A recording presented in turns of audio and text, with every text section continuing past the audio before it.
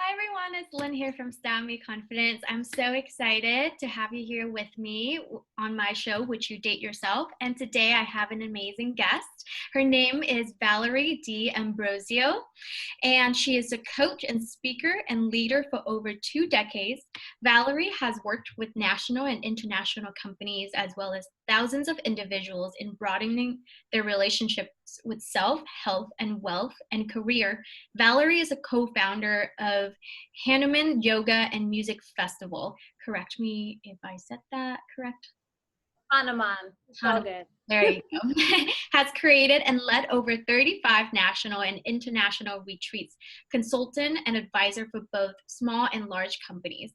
Her infectious living large nature encourages people to discover their greatness and authentically enjoy the human experience. And she is here to help us. Yay! Welcome, Valerie. Thank you, Lynn. I'm grateful. I'm so excited to be here. Yay, let's jump right in. So tell us about your story and let everyone get to know you. Yeah, the path of consciousness has been one that I stepped onto when I was 18. And I read a book called Celestine Prophecy, and it was the first time I had actually felt like a returning home, because I never felt like I fit in, and I grew up in an environment. I love my family so much, but I'm definitely the black sheep. And they did the best they could. They were children raising children, and but I never really felt like I was getting the love that I wanted, and I never really knew let's just put it this way, my self-love meter was very, very low, and I never felt like I belonged, and I always felt like I was broken and something was wrong. And so when I read that book, it kind of opened up in something inside of me. And then fast forward, when I was 20 and I started in the fitness industry as a healthy lifestyle coach, I stepped onto I started working with Tony Robbins and some other teachers like Carolyn Mace and Marianne Williamson, and I never got off the path. And for me, I had this deep self-loathing, and so what I was doing was I was getting and collecting all these tools, and I was applying certain aspects of them to my life, and I was living in my very masculine energy of like do fill go control. And I was supporting a lot of people changing their lives, whether it was physical or anything like that. And I thought I had my stuff together. Like I was like, everybody else is totally messed up, I know what I'm doing. But inside I was still so deeply wounded and didn't see my value. And I had an eating disorder, like significant, pretty bad eating disorder. And then I finally, like, the universe came in and gave me the 2x4 when I was 25. And I just one day didn't stop eating, and I gained 43 pounds in a month. And then I tried to commit suicide, and I had a divine intervention, and my friend saved my life. Then when I got back on the path, which took quite a while, like I would swing and, all those things. But, I would say that whole big journey for me was probably about 13 years. And in addition to not only the food, I was overworking, over exercising, looking for love in all the wrong places, choosing partners that I just were repeating that same pattern from my childhood of, you're not worthy, you're not lovable, and I don't, you're not, and I just kept trying to make myself into something I wasn't. And so I started to, and at this point I had started practicing yoga, and I moved out of the fitness industry, and I moved more into just the consciousness realm. And I just started to really heal me, and I started to develop this sense of love that over time it became unwavering. It became a non-negotiable, and I started to be able to cultivate healthy boundaries around things and people, started to say no more, started to just really learn to put myself first. And admittedly, that's still an ongoing thing for me, in the sense of I do love myself so much. And also as life is constantly evolving and we're all constantly evolving, I have opportunity after opportunity to continue to practice healthy boundaries, to continue to use my voice, to continue to take my power, and to continue to put me first. And Mm-hmm. I'm a firm believer, Lynn, of like where I am right now in this moment, that I believe truly the answer is for everything and everyone. And maybe this is really too big of a blanket statement, but I'm going to say it anyway, is that it is all about nurturing the self and taking care of the self and knowing thyself. And when we move from that place of self-love and honor and integrity, whatever that means for you, because I only know what it looks like for me, and I'm discovering that every day, right? Mm-hmm. That therefore that's my contribution to the world, and life can meet me back. Mm-hmm. But if I'm trying to live life from this looking outside to get things to fill me or complete me or make me whole or fix me, or if that person, if I have that relationship, if I get that job, all these things, it's like it's only going to continue to repeat and open up those old wounds. Mm-hmm. So that's kind of my journey, and why I love supporting people and discovering a deep, unwavering self-empowerment and self-love in order to move forward whatever direction they want to go in life. Yeah, wow. I can just keep listening to the story and keep listening to you telling it. It was just like so mesmerizing of your story.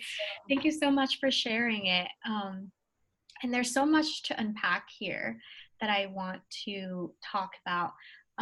So how I know that you kind of just mentioned it in your story, but I want to deep dive in a little bit and figure it out. What was it like for you, and how did you get like how did you start even just loving yourself? Because a lot of people I feel like talk about that, but like I used to find myself saying, how do I start? Like, what does it look like? So Yeah. in your study and your own experience, tell us, how do we start?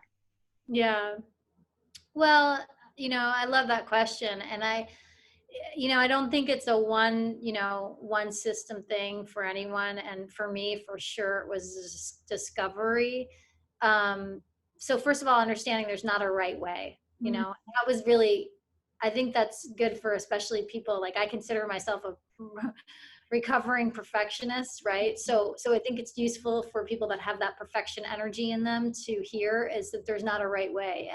And sometimes that is a discovery process, and then sometimes does mean it's going to feel uncomfortable, and because we might be bumping into walls and making it up as we go along, but we only know what we know. And if we have a habitual ingrained pattern in us that is only continually telling us we're wrong and we're broken and we're whatever, we're unworthy, that it's going to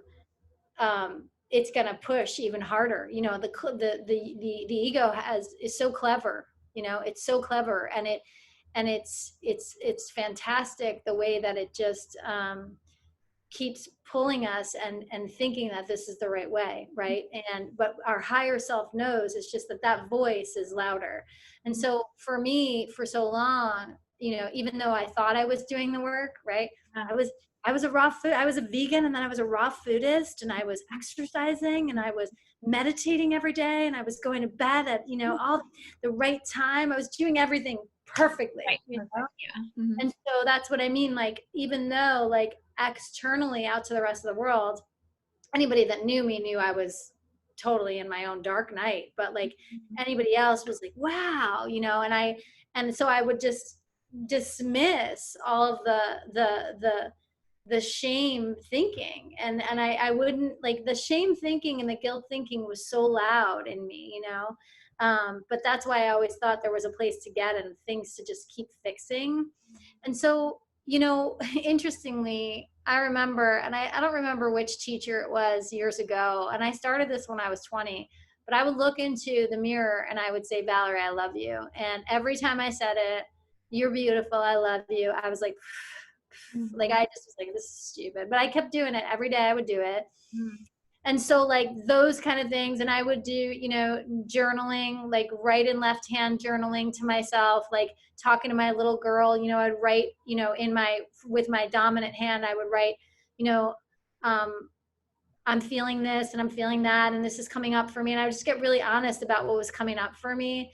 And then I would respond with my left hand, which is my non-dominant, and it's as if my little girl was talking to me. So a lot of inner child work helped a lot because I was able to have started developing a sense of compassion for myself and kindness toward myself. That it wasn't about just like, you're wrong, you're wrong. And then in addition to that, it was also learning to be comfortable with uncomfortable emotions. I had not realized that I grew up in a very volatile, emotionally charged environment. And so I learned patterns of behaviors for survival. And that was make nice, play nice, don't ruffle feathers, be the good girl, try to be perfect, all these things. And so what I started to discover over time, yoga helped with this a lot as far as on that path, but because it started to help me get in touch with the mind body aspect, and that there's no separation between in our mind and our body. And I started to have an understanding of that I would really do whatever I could to not feel uncomfortable feelings, whether that was drink or eat or not eat or over sex or under sex, whatever it was, some way of controlling. And so when I started to just invite in things like, learning to be with uncomfortable feelings and stay with myself instead of abandon myself, when I started to allow myself to really start to receive compliments instead of deflect, really receive when people would see me instead of deflect and put myself down. Oh, no, no, no, not me. Or, oh my God, da, da, da, da, da. And when I started to just make different choices, and like when I started to get more aware of my feelings and honoring, like even like for example, I was in this relationship, great guy, but kind of treated me like crap, and I was in my late 20s, and he cheated on me and all this stuff, and I was just saying it's okay and forgiving because that's the right thing to do, and I need to just give more and I need to love more, and I finally just started to say like, no, like that's not okay. And I want more. And I started to ask for what I wanted. So all this stuff I would just start to practice, and it was not comfortable. It wasn't comfortable, right? We're hardwired to move toward what's familiar and away from what's unfamiliar.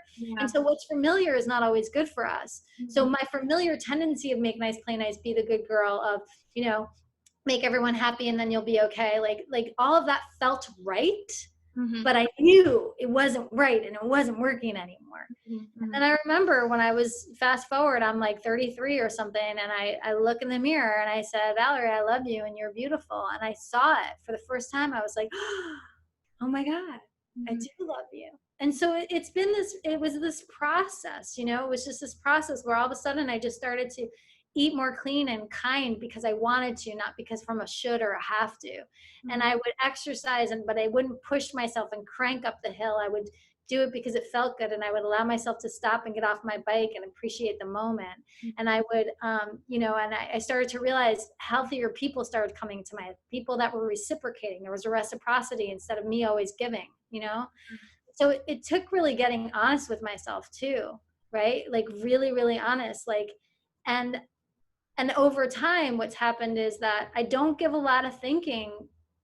It depends, of course, if I'm in a lower state, but I really don't pay much attention or give a lot of attention to that personal thinking that's coming in telling me you suck, you're not enough, you're a burden. Or if I do notice I get tethered and hooked to that thinking, I have the opportunity to practice, because it's a practice, right? Returning back to myself and getting really present with myself, which again, it's not a condition. Most of us are conditioned to go out, out, out, out, out, do, out, out, out, out, out. And so it's like really giving myself that time and space to be with me. So it's a journey, and it's been a journey, Yeah, wonderful. And I love that you talked about it is first of all, it is a journey, and I want the audience to understand that is that as you deep dive into this work of self-love, is that it never stops. Like, you said that you have to recommit yourself every single day, and you keep evolving, you keep learning. So it's nonstop. And it, you just, the sooner you accept that fact, the sooner you get to healing and just realize that it is the practice you have to come up with yourself. So I love that you talked about that. And then there's there's one important thing that I think it's so crucial in the story that you share, which is self-abandoning. Mm. And I've always had a problem with abandonment issue, because I didn't feel like I was important enough. I didn't feel like I was valuable enough for anybody to even want to stay with me or love me. And then from there, sabotaging myself. So, Valerie, in your experience of working with other women and, your experience as well, like how does one overcome that fear of abandonment? Yeah. So the preface and the basis of my, and I love that question because that is a big one. And, I think it's, again, we do clever things to abandon ourselves, right? And I don't think we can fool ourselves in thinking that we're not, right? And so I know I did for so long. And um, I, there's two base tone notes of where I coach from. One is understanding energy, and the other one is understanding our personal thinking. And Mm-hmm. the reason why it's useful to understand our personal thinking, from my perspective, is the only way we experience consciousness is through our thinking. That's it.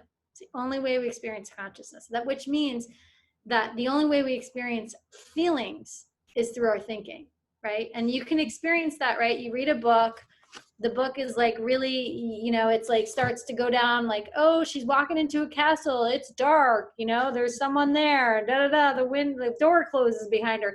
Start to feel fear. It's because you're thinking about that. Or you start to have fond thoughts about maybe an experience you had with your partner or your mate, and it makes you feel really happy. And it's because our thinking goes there, right? So when I think about abandonment, and I think about, right, so it's when abandonment stuff comes up or anything like that, for example, I love giving stories and examples, and I just feel like that's a great way we can learn, because it takes us out of our own stuff to see your own life from a bird's eye view. So as you listen to a story, at least I find it useful for my clients to listen to it from almost like you're stepping out of your life to take that story and apply it to your own life, right? So I had chosen to be single for about a year, and I was like, I just want to focus on me. I've done that a few times in my life, but this, for about last May, a year ago, I got onto Tinder. But prior to that, I had chosen to be single. Mm-hmm. And being alone, for me, I'll speak for myself, it's easy. Mm-hmm. Yeah. Easy, nobody's there to trigger you. Nobody's there. Yeah. As much as I have this desire to be in a relationship, I also was, it's really easy, right? So right now, I'm starting to date someone, and I'm getting to know someone, and we're, establishing, the beginning of this relationship. Mm-hmm. Man, my stuff's coming up, and man, so first of all, for me to think that I'm going to get to this place, and that the abandonment energy pattern in me of wanting to run or wanting to grip harder or anything like that, for me to think that that's not even going to come up, I'm fooling myself, first of all. So just that alone gives myself a permission slip to understand, oh, okay, this will also come. Okay. So it's and so to me, understanding our personal, of this is also about learning to be okay with, and let ourselves have permission to have the full range of the human experience. The human experience is not about just, live a life of love and joy and all is well and everything works perfectly and we live in Pleasantville. We're humans.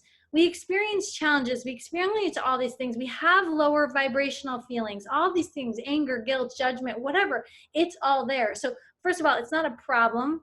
It's not a problem that we have it. It's not a problem that we drop into the old pattern energy. It's not. So and that alone for me personally gives me a ton of wiggle room to be human. And then understanding the only place my consciousness comes from is from my thinking. So in those moments, right, here I am in this new relationship, and I'm visiting him right now, and it's I witnessed that coming up of maybe, he looked at me a little bit weird, or maybe he wasn't really like as lovey as he was yesterday morning or anything like that. And the habitual thinking, and like I watch that come in, and like then I start to watch my tendencies of, oh, if I give more, oh, if I make myself more available, oh, if, and what I get to do is practice a little space and go, okay, let's just check in for a minute. What do you need, Valerie? What do you feel, what can you do for yourself, and what are you really feeling, what are you needing right now? And so in a little spaciousness can allow me to discern what's real, right? What's real in that moment, what's real in that moment is that, I'm here, and like there's the facts, right? And that I'm, and what's not real is the story of, oh, he doesn't want me here, oh, he doesn't, da da da da da, whatever it is. And so I get to kind of be with it. But if I just keep reacting to every single feeling that comes up, and I keep reacting and I keep responding to every single thought I have, it's like we have over 70,000 thoughts in a day, and most of them are repetitive, and most of them are below a vibrational frequency, and most of them are bought and sold to ourselves, right? So we say something enough, it's like a grooved road you've driven down for 40 years, you're familiar, right? And so it's like just creating a little bit of space can support me in seeing, oh, that's one way that I kind of dismiss myself, abandon myself, disregard myself. And so what do I need to do? And I don't know what it is in each moment, but it's revealed if I give it a little space to do that. Yeah. But what I want to point out really that I find useful is what I hear all the time when people speak about themselves. I hear that, yeah, well, I just don't think, I do this thing, or, I get really insecure, and I get really scared, and I push away, and I have a tendency to abandon myself. And a useful tool for me, Lynn, is whenever I hear people, or the other thing is like, oh, I feel so guilty, or I feel so sad, or I feel so lonely. It's understanding it's not you. It's an energy pattern in you. And so when we look at things like an energy pattern in us, like you feel guilty because you have guilty thinking, because there's an energy pattern of guilty thinking of you in you. You feel insecure right now, and you feel like someone's going to abandon you because you have an energy pattern of insecure thinking in you. And that's really it. And so when we take ourselves a little further away from it, now we have a little bit of space. Yeah. And so we can see it for what it is. We can recognize it's an energy pattern that I have practiced so many years, who knows how many lifetimes. Second thing, it's an energy pattern. It's not me. And so right there gives us this moment of something else is possible, right? Yeah. So I don't know if that answered it, but like, yeah. It does. It was wonderful. It was so good. I understand every single thing that you said. It's just that little space that you just, because I experience this myself as, I'm going on my journey of dating other people, and, getting to know somebody, and I'm dating like different people right now to just give me the opportunity to just observe my own patterns. And because I'm not so attached to one person only, then I can observe my pattern. And God, like you said, it's easy to be by yourself. Your things don't come up. And when you're with somebody, it's just like all of these stuffs come up. And if you just, like you said, Valerie, give it a little bit of space and observe it. And it is practice, and observe it. And then you'll see that is an energy pattern, as you said. So beautifully said. And I'm so glad that question came up in my head that I asked you. Yes. So since we talk about energy pattern, I want to deep dive into it a little bit, because I think this is really interesting, because energy is a real thing. Like, we carry energy around us. So there are two things. One, so let me try to get my thoughts. So when you live in an environment, in a surrounding that's or a circumstance that almost seems like you can't control, you don't have control over it, you can't change it. How do you hold on to your own energy and ground it in a way that it doesn't bleed into other people's energy and other people's energy doesn't bleed into your uh, Mm-hmm. bubble, I guess, so that you can just maintain becoming who you are instead of, losing your boundaries? Yeah. Yeah. Yeah. So, and I might tangent a little bit, so feel free to circle me Yeah, back. yeah, yeah, yeah. So like I said, the base tone note of where I really coach from is understanding our personal thinking and then also understanding energy. And Mm-hmm. everything's energy, like you said, right? Everything resonates at a certain vibrational frequency. That means the words we're speaking right now, the thoughts we're thinking, the dreams we have, the chair I'm sitting in, everything resonates at a certain vibrational frequency. And the way that I like to break it down is really breaking it down as simple as possible. So if when we simplify, we can kind of start to wrap our head around it, and so all of a sudden takes like the that it's hard away from it, right? So if we look at energy and we break it down to two things, we have catabolic energy and we have anabolic energy. And catabolic energy is lower vibrational energy. It's heavy, it's dense, it's moves slower. It breaks things down. It doesn't feel good in the body. So it's feelings like judgment, worry, shame, guilt. It's actions like blaming. It's martyr, you know, being at the effect of life, taking the victim. This always happens to me, right? Why does this always happen to me? That's a great catabolic statement, right? It's because of them, or if they only would, right? So it's a lot of this heavier energy. And then we also have anabolic energy. And anabolic energy is energy that moves quickly, it builds things up, it feels lighter, Mm-hmm. right? So it's feelings like joy, ease, love, peace, grace, right? It's actions like taking responsibility, looking for the win-win, right? It's phrases like I will, I want to, I can, right? Phrases that are catabolic are I should, I Mm-hmm. need to, I have to, right? You can feel the difference between them. So when we break energy down like that, I find it useful because here's the thing. Since everything's energy and it's only in our humanness that we look at catabolic energy as bad Mm-hmm. and anabolic energy is good. And Mm-hmm. we weren't taught how to be, most of us, with catabolic energy. We weren't taught how to be with it, right?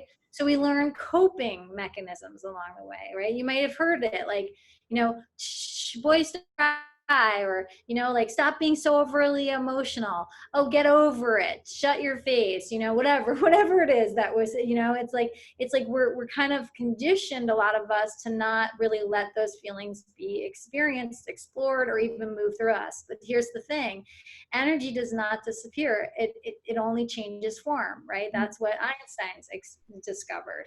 Mm-hmm. So being that it never disappears and it only changes form, that means if we're not allowing ourselves to fully process energy, and whatever that means for us in the moment, that means that it can inevitably get stuck in us and start to wreak havoc. And then if we don't do anything, we do it could show up as a blow up, Mm-hmm. vomiting out on someone, blah, blah, blah, blah. Or it can build and turn into dis-ease and start to show up physically in our body. And to me, that's the wisdom of the body saying, hey, something's not right, pay attention, right? But instead, then we have more catabolic thinking of my body is breaking down on me, you know what I mean? So then, the other thing that's really useful in understanding is we as a society, as a world, operate, according to one of my teachers, 90% below the line, 90% catabolic. I call it below the line and above the line. So catabolic, 90%. That's a And lot.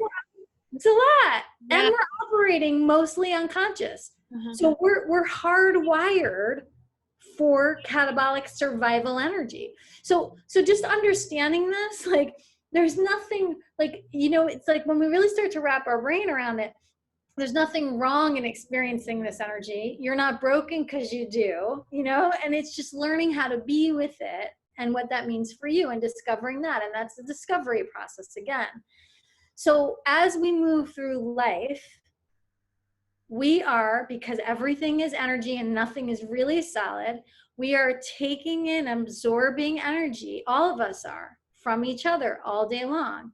So, right, you can be standing in a grocery line and somebody in front of you is having a really big deal. A hard day. You could have felt great, and within moments, you start to get really feel like and off and pissed all of a sudden. You don't know why, right? And then we start to react from it. And so when we start to just becoming aware of that, of energy in itself, start getting more comfortable with catabolic energy, understanding where everything comes from is from our thinking, you start to practice this more and more in your life, you start to not take things on as much, first of all. You also know, if you're watching old patterns, like I grew up in an environment, like I said, that was very intense and volatile and all those things. Well, one of the ways in which that I learned to survive was to digest everyone's emotions for me. I had a mother who would feel so much, but she didn't really, and my father too, but they didn't really do emotion.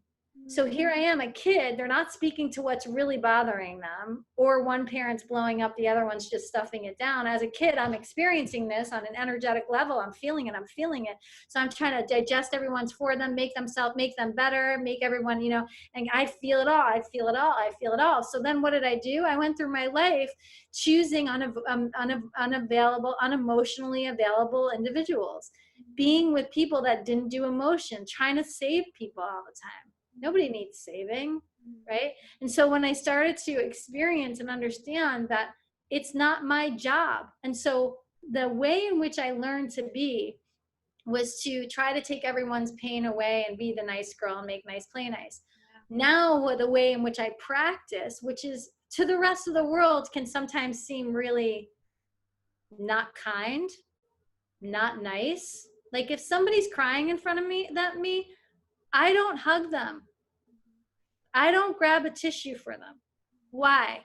Because it's energy moving and I want to support them in moving it. I don't want to stuff it. Yeah. And so that can be perceived as not unkind. To me, it's compassionate detachment. I want to love you as this, right? I want to love you even in this moment. And I just want to hold space for you, because what happens is you guys, we all know it. We ride the wave, right? We ride the wave like, oh my God, eventually it passes. Everything passes, right? So just that alone is, we move through our day not taking things so personally, not feeling like we have to make the energy comfortable around us in order to feel safe. And at the same time, it's also this is just my opinion, our responsibility to be aware of our own energy. Like, for example, if I'm in a lower vibrational state, a more catabolic state, I might not talk to certain people. If I'm feeling really low and drained, and I might decide to change plans because it's not going to be the best for anyone for me to be out. Or if I'm feeling really low and I'm realizing maybe my journaling and maybe my own personal stuff isn't really helping me to find my own sense of peace, that's when I might pick up the phone and call my best friend who can reflect for me and just hold the bucket, be with me, to help me to release this energy and feel safe in the release. So all this stuff allows me to be in catabolic energy and not feel like life's going to end and I'm going to die. Yeah. And then the piece of like protecting ourselves, or clearing, I think of it like clearing energy. It's like, I don't know. I have sage on the counter. I travel with sage. For me, it's like, all I know is I walked around all day long and picked up energy unconsciously from people. So I sage myself, and I work a lot with guides and angels, and I'll call certain angels in and guides in to help spin the room and clear the room. I also, sometimes if I had a big day or if I taught an immersion or anything like that, I'll take a shower before I go to bed to clear out my energy, and I do it. It's all intentional. It's all intentional. At nighttime, I hand journal. I journal on my computer in the morning, but at night, I journal at night, and that's just to release out. Like if there's something that's sticky from that day, I release it out. But also understanding if I don't want to just replay any kind of pain I felt like or experience I had. So as much as I flush out like, wow, this was really challenging for me and I noticed this came up for me, I'll also personally reflect on what was great about my day, because that can start to shift me from a catabolic lower place and feeling at the effect of life to recognize, oh my gosh, even with that, life had me, and it could be something as simple as I went to the grocery store and I got to see Sean and I got to connect with Sean. That was wonderful. And it was so beautiful out. And I got to ride my bicycle today. And oh my gosh. And before I know it, that thing that was weighing really heavy on my mind, it kind of just, it's still there, but it just like created space. And it just reminded myself that there's that I'm okay, right? It's like self-resourcing is what we get to do. Yeah, I love that so much. It's just, I love the way you just answer the questions. You go into so much, and I don't even have to ask you questions because you answer my questions in my head.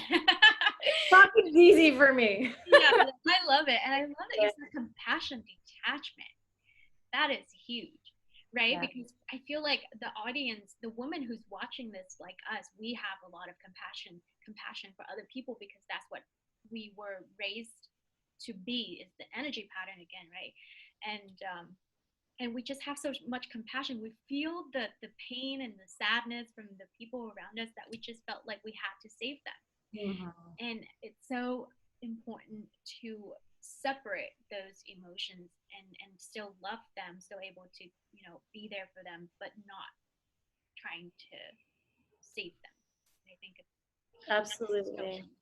um, I know we're running out of time. I wrote down so many questions for you, but I mean I could keep talking, but time doesn't allow us to. So Valerie, I know you have a free gift for the audience. Let's talk about that. Yeah, thank you. So I have something, it's a 30-day challenge where they get a new email in their inbox every other day with a short, brief video. And each video, as well as a little write up, has a tool. And it's basically, I want to support people in having, as many tools in their toolbox, right? When we have human moments. And I don't know which tool to use when, or there's I don't believe there's a right way. I believe that if someone is connecting with their own selves, they recognize their personal thinking for what it is, they recognize energy for what it is, in that, again, spaciousness, they can get a little space from that personal thinking and they can open up and remember their own innate wisdom, right? Because none of us are learning anything new right now. We're remembering because we forget, right? We become human, we forget all this stuff. And so these tools are just to basically remind you. And if ones resonate with you and you're like, I want to practice that, the invitation, the reason why I send it out every other day is because the invitation is to practice it over those 2 days if it resonates with you. So over the 30 days, you're going to get different emails just supporting you. And my invitation is to stay in touch along it. Definitely subscribe to my YouTube channel. Send me little notes. Let me know how I can support you along the way. I would love it. I love when people let me know about their journey. It lights me up so much. And what's useful and what's not, yeah, so that's my offering. Amazing. Thank you so much, Valerie, for this wonderful interview and your wisdom and your tools and your generosity, and thank you again for being on the show. Thank you so much, Lynn. You're such a wonderful interviewer, like I said to you before. So I love your questions, and I think it's great. And I honor everyone to be on this journey that you've created, because this is so deeply important, at least in my opinion. And I honor everyone for choosing to take time for you to really be with you, in a deeper way. Yeah, thank you. All right. Thanks so much.